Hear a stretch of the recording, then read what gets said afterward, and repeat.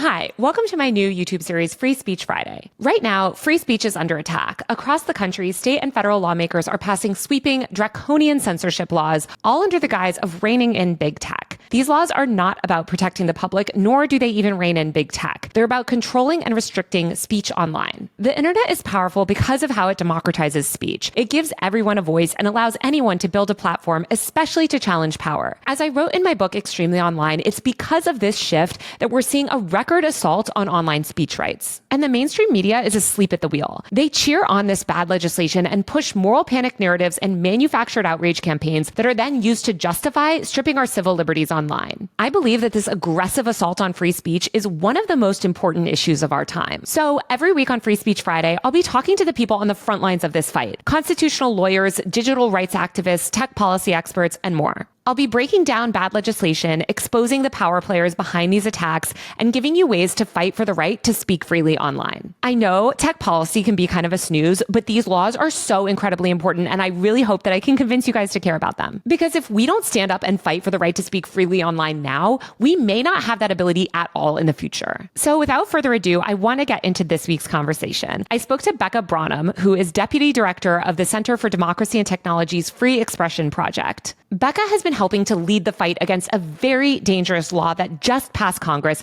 called the Take It Down Act. The stated goal of the Take It Down Act is to combat the sharing of non-consensual intimate images, NCII, what you might know as revenge porn. This includes things like AI-generated nude deepfakes and other explicit imagery shared without a person's consent. So cracking down on something like this seems great, right? Sadly, that is not what this law does, nor is it what this law is actually about. What the Take It Down Act actually does is make it so that anyone at any time can get any content posted about them online that they don't like taken off the internet within 48 hours, no questions asked. Which is crazy, right? Becca is going to break down exactly how the law will function and the terrifying ways that the Trump administration is already threatening to weaponize it. Okay, so Becca, in your own words, can you tell me exactly how this law will work? Sure. So the Take It Down Act is a bill that was led by Senators Ted Cruz and Amy Klobuchar that intends to address something called non-consensual intimate imagery, or NCII. So imagine that you've taken an intimate picture of yourself to share with a partner,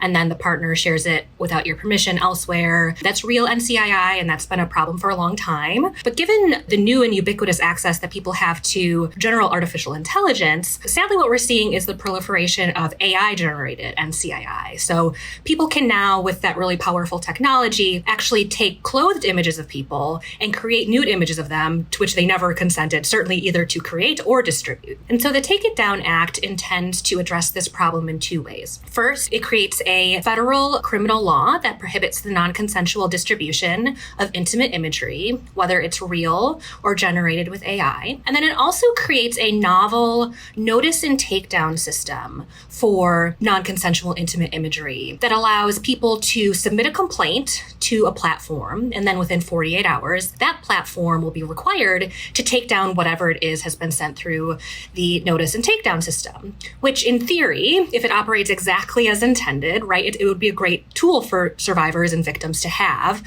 this imagery taken down. Unfortunately, it was drafted in a pretty ambiguous and imprecise way, and for that reason, we think it's going to have some pretty significant implications for speech and privacy online. Okay, so this law basically, in an effort to stop what's colloquially known as revenge porn, these explicit images, kind of like what we saw go viral with Taylor Swift last year on X, where there were these AI-generated deepfake nude images of her doing pornographic acts. The law would make it so that anybody can request to have content taken down, and that content has to be taken down within 48 hours. And do the platforms do anything to make sure and verify that this is actually NCII content? No. So that's one of the major flaws of the law, is that really it's whatever is submitted through the notice and takedown system that needs to come down. So once a complaint is submitted, there's nothing that requires the platform to consider, sort of examine, what is this content? Is it something that should come down or should not? They don't even have to consider if it actually includes nude imagery at all. So if I find an unflattering picture of myself on the internet and want it taken down, so long as I fib a little and say that in good faith, I think is NCII, and submit it to a platform, this law will make it that picture, whatever it happens to be, has to come down. Well, I guess you'd probably be doing it in kind of bad faith too. Like, I feel like this would be very easy for bad actors to weaponize, right? Because they constantly want content taken down. And if they can just flag it in the system where it's mandated to be removed within 48 hours, I feel like that would create a lot of room for abuse. Absolutely. And ironically enough, the president himself previewed this for us. He was giving an address to Congress where he was advocating for passage of the Take It Down Act and noted that no one is treated as poorly as him on the internet. And so he'd like to use this mechanism for himself. Now, he might have been talking about NCII, but there's an awful lot of criticism about him on the internet. And I do wonder if he and his supporters might have something else in mind once this bill and its obligations come online. This law sounds like a free speech disaster. Can you talk through some of the implications and risks to artists, activists, journalists if this law passes? It's really risks across the speech spectrum, right? The most obvious risks are for the sharing of consensual intimate imagery, right? Nude imagery and pornography is protected by the First Amendment in the United States. And there are people who support this bill who would prefer that nude imagery altogether be censored from the internet. And so that's the most immediate effects. But also, because there's no requirement that platforms actually verify what is submitted and verify that it should be taken down. And candidly, I don't know that they even have authority to resist unlawful or inappropriate requests. Really anything that's submitted through these systems could be subject to takedown. All it really requires is somebody who's willing to make a complaint in bad faith. And if you're going after people who are criticizing you, I imagine that that's pretty easy. And there might be quite a few complaints like that. And we have examples of that happening with other systems like the Digital Millennium Copyright Act, where people often use that takedown mechanism to censor criticism that they don't like, having nothing to do with copyright at all. Yeah, I think anybody that operates a YouTube account is familiar with the concept of copy striking. And this is basically, as you mentioned, when they file this copyright claim to try to get content taken down. In that instance, though, it does have to go through some sort of review process, right? There is a review process, as well as other guardrails that are implemented. And also, importantly, there's no time limit, really, within the DMCA. It has to be taken down within a reasonable amount of time, but it's not 48 hours. And so platforms do, although not as much as I'd like, they do some due diligence to make sure that it's information that should be taken down. And certainly wrongful takedowns happen under the DMCA. But the Take It Down Act really doubles down on some of the worst aspects of the DMCA and eliminates even the minimal guardrails that exist there. And so I think we can expect the same effects that we see under the DMCA of wrongful takedowns, but amplified. I read that this law could also be used to dismantle things like Wikipedia or roll back end-to-end encryption. What are some of the broader implications that this might have for the way the internet is structured currently? Sure. So I'll start with encryption and then sort of talk about the broader internet ecosystem. So the bill is intended to apply to platforms that primarily consist of user-generated content. Beyond that, it doesn't get into much detail. It excludes email, which is great, right? That's private messaging person to person, but it doesn't really exclude much beyond that, except for some technical internet infrastructure. And so it's really unclear the extent to which it could apply to things like private storage, private messaging, and things that are encrypted. And the end-to-end encryption piece is particularly important for a few reasons. End-to-end encryption is utilized with the expectation that only the user who's sending information and the person receiving it have access to it. And that's how platforms market themselves, things like Signal and others. The whole point is that remains private. So if Signal, for example, who would be covered by this act, gets a request for imagery to be taken down, they don't really have much that they can do to respond. Really, it's two impractical options that they have. One is just to ignore the request, which if you do enough of that, the FTC under this bill is very likely going to come after you. The other option would be to break encryption, which we know would be extraordinarily damaging to products like Signal and others that are really based on end-to-end encryption, but also has significant security implications for the broader internet ecosystem. Given that Wikipedia, for example, and lots of things on the internet are primarily user-generated, really this bill applies to everyone. Although it's been framed as a way to hold big tech accountable, it applies to anything and anyone that hosts user-generated content. And so for a platform like Wikipedia, which would be swept in here, they will still have to set up a system wherein they would have to take requests for takedown of non-consensual intimate imagery. And that imagery would have to come down within 48 hours. And again, there's no proof that it's that imagery. It could be anything, right? Like, I mean, I hate the photo of me on Wikipedia.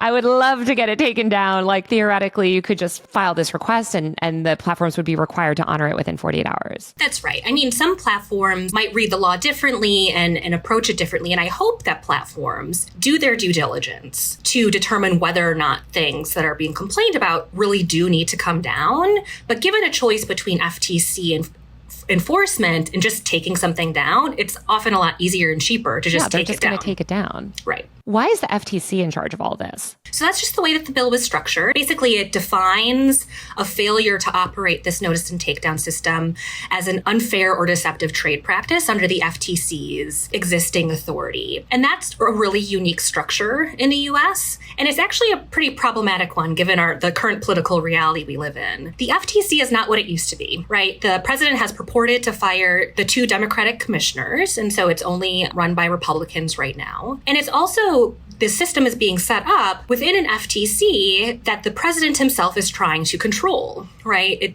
He's actively trying to undermine the independence of this agency, which means I think it's pretty fair to wonder to what extent platforms like X or Truth Social or others that have close ties to the administration are actually going to be held accountable under this law, meaning that it could be weaponized for all sorts of purposes, but there could also be weaponized under enforcement, meaning that actual victims won't actually have the recourse they need and are supposed to have under the law as applied to actual NCII. This law is so bad and so dangerous to speech. Why do you think it passed? That's a good question. I think there's a charitable answer and then a less charitable answer. At CDT, we take NCII very seriously, and it is a really profound harm. And I want to emphasize it's a speech harm itself, right? NCII is often weaponized against women and LGBTQ people who are prominent in public life and who dare to speak out. It's often weaponized against activists and others with the intention of humiliating and silencing them. And so empowering people to be able to take down these images and not feel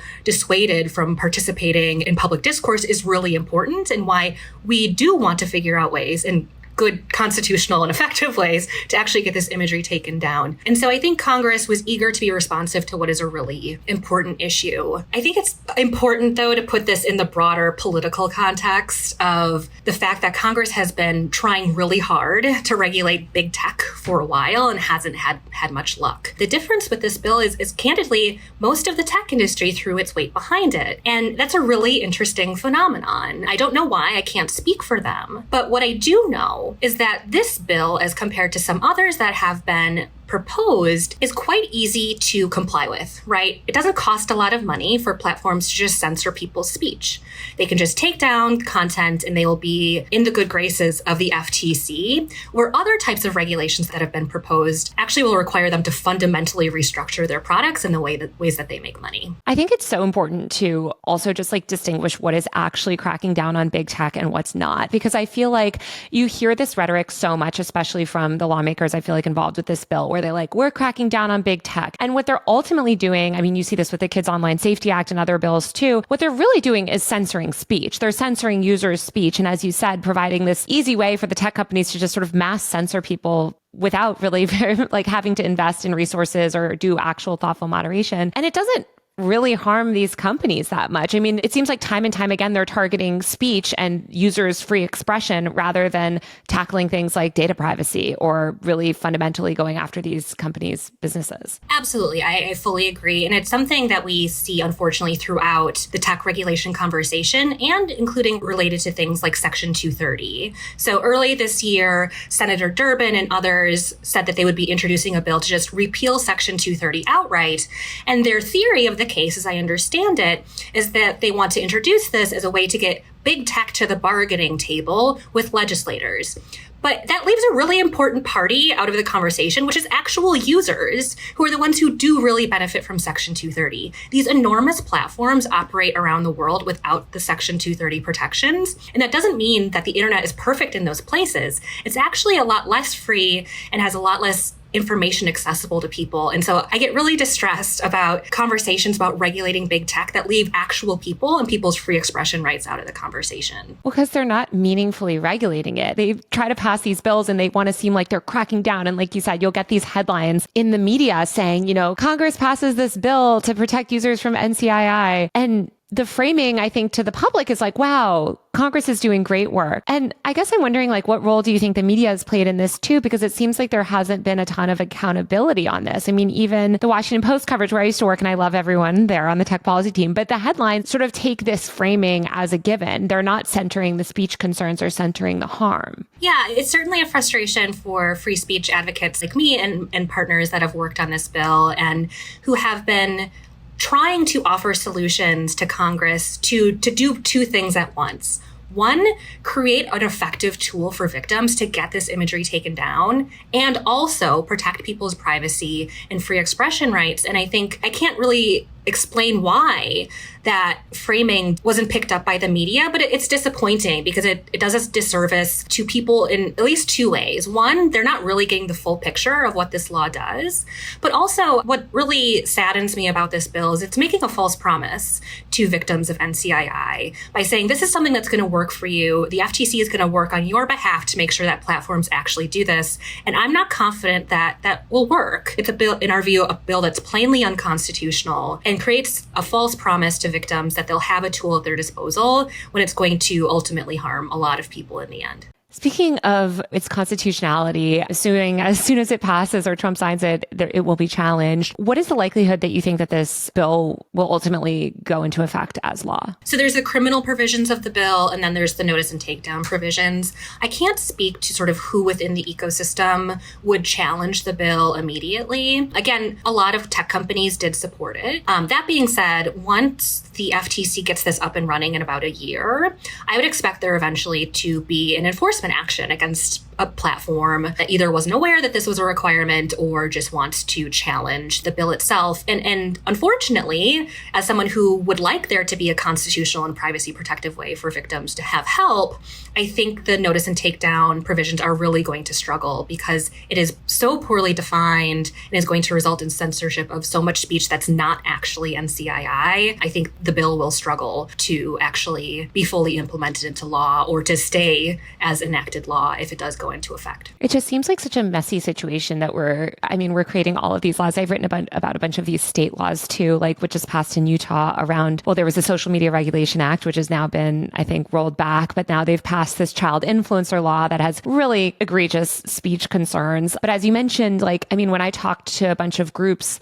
that advocate for free speech, they said there's so many assaults and they're dealing with the potential overturn of Section 230 that they can't challenge all of the laws. They're passing at a rate that I think there's just not enough resources to challenge them. Why do you think that's all happening so much at once? It's a great question. I think part of it would be the long-term struggle that people have had to regulate big tech platforms and the like. And I think people are getting increasingly frustrated with experiences online. Unfortunately, what legislators are proposing as solutions aren't going to actually meet the moment for what people's real concerns are. I think generally speaking, though, we are in a crisis of free expression, and it's not just online. The government is taking unprecedented actions to silence its critics, silence people on the basis of their protected expression, to defund things that they disagree with, to go after their perceived enemies. And so we are unfortunately online and off in a real crisis of free expression, which makes me wonder, and it makes me a little disappointed that people in Congress who I know share our free expression values still went along with this bill, even in this moment of crisis. It's pretty disappointing. Why do you think they went along with it? Is it just this effort to seem like they're cracking down on big tech? It's hard to say. I think part of it is just how worthy a cause this is. Unfortunately, that doesn't relieve them of their obligation of getting it right? Congress can't pat themselves on the back, or shouldn't rather, for passing unconstitutional bills that are well-intentioned but aren't going to function as they should. And so it's a disappointing state of affairs, even if I don't begrudge anyone for trying to address NCII. I really wish they would have taken more care in doing so. I feel like this is a constant story of Congress, though, where they say, there's this really important issue that's affecting all of these people online, and rather than target the root cause, they're just going to pass this slapdash kind of terrifying law, especially under the context of the current administration. I was listening to Nilay Patel at The Verge, who's really great, talking about this. And he was saying, look, this kind of law, if it was passed under previous administrations, might work its way through. It might ultimately not be enforced in certain ways. But you mentioned how Trump himself has already spoken about wanting to use it to take content about himself down. I guess, can you talk a little bit about the ways that the Trump administration specifically might try to weaponize this law? The Trump administration has demonstrated a willingness to go after whether it's law firms or others that they see as their perceived enemies. And so when this comes online, there are certainly companies that could be, if to the extent that they're not sort of in line with the Trump administration or they're perceived as enemies, an FTC that has lost its independence could certainly pursue them for investigation. But there's also the weaponization of under-enforcement, right? There are a lot of tech platforms that are really close with the administration. And if they can rest easy at night knowing that the FTC won't go after them because they've cozied up to the administration, then people are left without the actual takedown mechanism that they're supposed to have for actual NCII. Right. So it doesn't do anything for anyone really, except I guess the people getting the headlines, the lawmakers that can sort of delude people into thinking that they're more safe as their speech is, dismantled. It's genuinely disappointing. I'll say, I think from here, to the extent that the bill isn't taken down, I think civil society should really commit itself to making this bill better in its implementation and working with companies too to urge them to implement this in an appropriate way. The bill in its current state is really disappointing, but we can't afford to sort of cede to this bill being weaponized in all the ways that it could be. And I'm hoping that in working together with civil society and putting pressure on companies, they might actually implement this in a competent way. Oh my gosh, that's very hopeful. I don't share that optimism at all. Only because I don't think they have a huge incentive to. I think they'll do whatever is cheapest. Well, hope springs eternal. I couldn't do this work if I wasn't an eternal optimist. I guess, what do you think average people can do about these type of laws? I feel like, as I mentioned, most people just read the headlines, and the headline that they see is Amy Klobuchar, passes this landmark bill getting NCII taken down, and they're not aware. So aside from educating themselves kind of on what a lot of this legislation actually does, how can they make a change in the system to prevent laws like this from being passed? It's hard to sort of get past the headlines, but paying attention to those in civil society who are trying to speak out about these things is really important. And I'll say, as we move forward on the Take It Down Act, it's really important for people to document their experiences with the bill, right? To the extent that they themselves are submitting non-consensual intimate imagery and it's not getting taken down, that's really important to know because it means that platforms are flouting their responsibilities. But also, if people find themselves getting censored under this provision too, that's really important to document as well. We can't fight back against something without that sort of evidence of its negative implications. And so that's a really helpful way that people can fight back against this as it gets implemented. Do you think that there's going to be any sort of chilling effect that this law could have in terms of people censoring themselves almost before putting something up? That's always possible with speech regulations online. And particularly as people find themselves getting censored for things that shouldn't be censored, I think it's going to be a lot harder to post things that are adjacent to nudity or sexuality at all online. Particularly as we see this bill get implemented, we know that there's going to be censorship that comes along with it, and along with it also self-censorship. And we can look to things like SESTA FOSTA, which was the last intermediary liability bill that Congress passed related to sex trafficking and the like. As those bills were implemented, an enormous amount of speech entirely unrelated to sex trafficking got censored, and it really made spaces dedicated to sexual content or sexual identity that much harder to operate. And so I think we will inevitably see content both censored by platforms, but also people succumbing, understandably in some cases, to self-censorship as well. Yeah, it seems like there's such a massive attack on NSFW content across the internet. We're seeing these age verification bills. We're seeing, just the rollback of free expression on all platforms in terms of that stuff. And also we know that SESTA FOSTA was a disaster in terms of sex worker safety, right? Like it just sort of pushed a lot of this stuff that was previously well-run and transparent publicly online to these underground systems, and actually, I think, ended up exacerbating the human trafficking problem that they purported to try to address. Right. It's a real tragedy, and it's sad to see Congress, with that knowledge, continuing to pursue these intermediary liability bills under the guise of wanting to hold companies accountable, but really it's user speech that ends up suffering in the end. Well, Becca, thank you so much for joining me today. Where can people continue to follow your work? We are at cdt.org. Awesome. Thank you so much. All right, that's it for this week's Free Speech Friday. If you like this video, don't forget to subscribe to my tech and online culture newsletter, usermag.co. That's usermag.co. And listen to my tech and online culture podcast, Power User, wherever you get your podcasts. My best-selling book, Extremely Online, is also now out on paperback with a brand new cover that I'm obsessed with. You can pick it up wherever books are sold. See you next time.